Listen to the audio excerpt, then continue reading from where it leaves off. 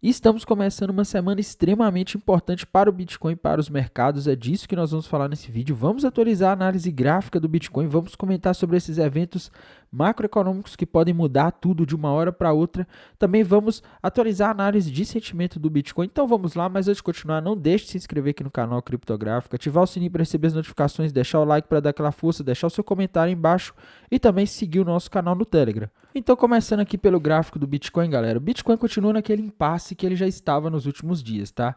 Bitcoin precisa romper para algum lado aqui, ou ele tem que romper para cima ali os 73.800, né, para romper o topo histórico de fato e começar a andar para cima, ou romper para baixo aqui os 60 mil dólares, tá? Por enquanto ele está mais perto dos 60 mil dólares do que dos 73 mil dólares, e se o Bitcoin romper para baixo isso daqui, no caso rompeu 60 mil dólares, ele vai formar um padrão gráfico conhecido no mercado como topo duplo, que vai projetar ele lá na região de aproximadamente 51 mil dólares. Tá? Por enquanto é a mesma análise em termos de gráfico dos últimos dias.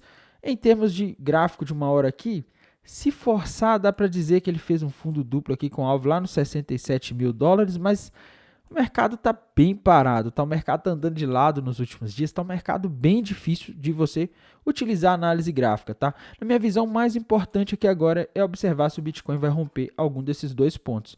E pela formação do gráfico aqui, está parecendo mais provável romper para baixo, tá? Eu falo isso porque se a gente olhar aqui os topos, né, a gente teve um topo, o primeiro topo, e depois o segundo topo foi mais alto. Isso aqui é muito comum no topo duplo e demonstra fraqueza, né? O mercado voltou no topo e não conseguiu romper. Normalmente isso não é um bom sinal, tá? Mas eu não estou conseguindo ver muita coisa nova em termos de gráfico do Bitcoin aqui. Eu acho que o que vem de novo vem do macro, galera. Isso porque as bolsas americanas estão caindo aí nas últimas semanas, desde aquela quarta-feira, onde o dado de inflação do CPI nos Estados Unidos veio pelo terceiro mês consecutivo acima da expectativa. Isso assustou completamente os mercados e as bolsas americanas estão caindo, e muita dessa queda influencia o que está acontecendo com o Bitcoin, embora tenha ocorrido halving aí nos últimos dias. Sim, a queda que está ocorrendo no mercado americano, ela acaba influenciando as criptomoedas, o humor do mercado, a questão da propensão à aversão a risco.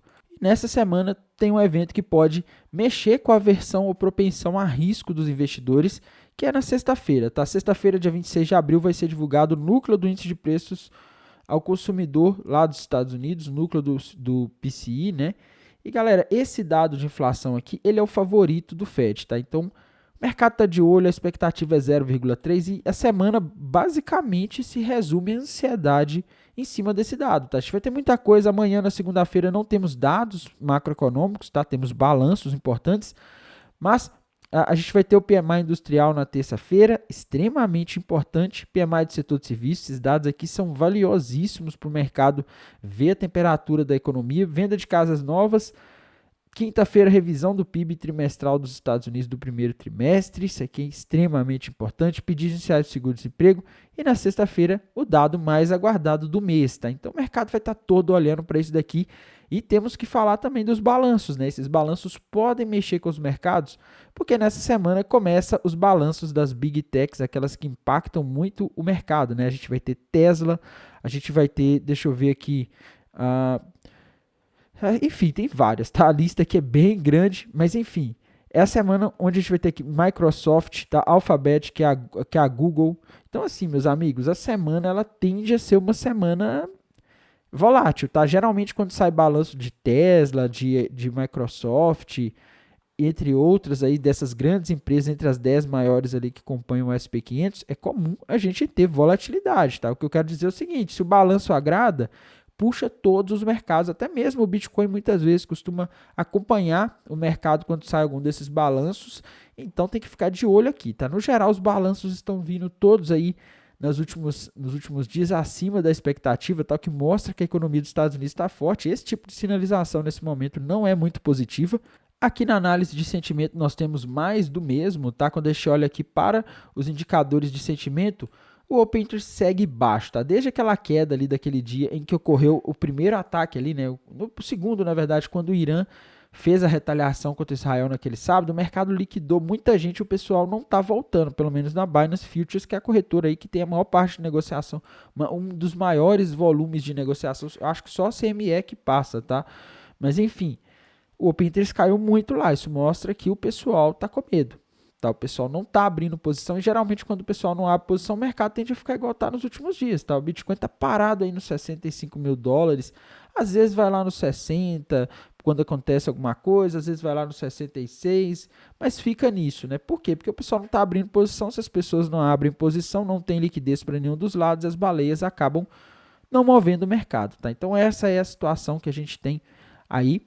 E, galera, temos que atualizar também a situação da High-Block. Aqui temos o famoso Liquidation Reach Map, o mapa de calor. E, galera, olhem isso daqui, tá? O que a gente consegue ver nesse mapa de calor é o seguinte, temos liquidez dos dois lados, mas tem muita liquidez acima, principalmente nos 66 mil dólares, tá? Até lá nos 67 mil dólares tem bastante liquidez. Isso significa que se o Bitcoin subir e for até os 67 mil dólares, ele vai liquidar uma galera. Então, eu vejo uma grande probabilidade de nos próximos dias a gente ter o movimento do Bitcoin indo ali nos 66 mil para liquidar esse pessoal que está apostando na queda, tá? Então, é uma possibilidade. Esse indicador, quando o mercado está em lateralização, costuma funcionar muito bem, tá? O que estava assustando os mercados nos últimos dias, que provocava movimentos irracionais, eram aquelas notícias ali do conflito entre Irã e Israel, mas acabou que o Irã já demonstrou que não quer mais retalhar, que não quer continuar isso, e aquilo ali praticamente acabou, tá? O medo de acontecer uma escalada, que era o que estava assustando os mercados, passou e agora o mercado volta a olhar para a taxa de juros dos Estados Unidos. O halving do Bitcoin passou também, tá? E muita gente acha que acabou de dar o halving, o mercado vai disparar porque deu o halving. Não, não é assim, tá? O mercado demora, o halving ele tem o efeito de longo prazo, de cortar a oferta, diminuir a emissão de bitcoins, né? Mas ele não tem o efeito de fazer o mercado subir do dia para a noite, tá? O mercado ele vai acompanhar no curto prazo os ruídos aí dos mercados em geral. E galera, sobre as altcoins, eu já vou falando, tá? Também não mudou muita coisa nos gráficos. Os gráficos estão iguais, por isso que esse vídeo de hoje vai ser mais curto, só atualizando mesmo, tá? Eu acho que a análise de sentimento aqui da High-Block é o que dá mais dicas que o Bitcoin pode ir até os 67 mil dólares, que inclusive é o alvo daquele fundo duplo que aparece no gráfico de uma hora que eu falei no início do vídeo. Então, a análise gráfica está confluindo com a análise de sentimento aqui da High-Block. O TRDR está sem nenhuma liquidez, tá? No mais, vou mantendo vocês atualizados aqui pelo canal no Telegram. Desejo a todos uma excelente noite, uma excelente semana e bons negócios. Até mais. Tchau.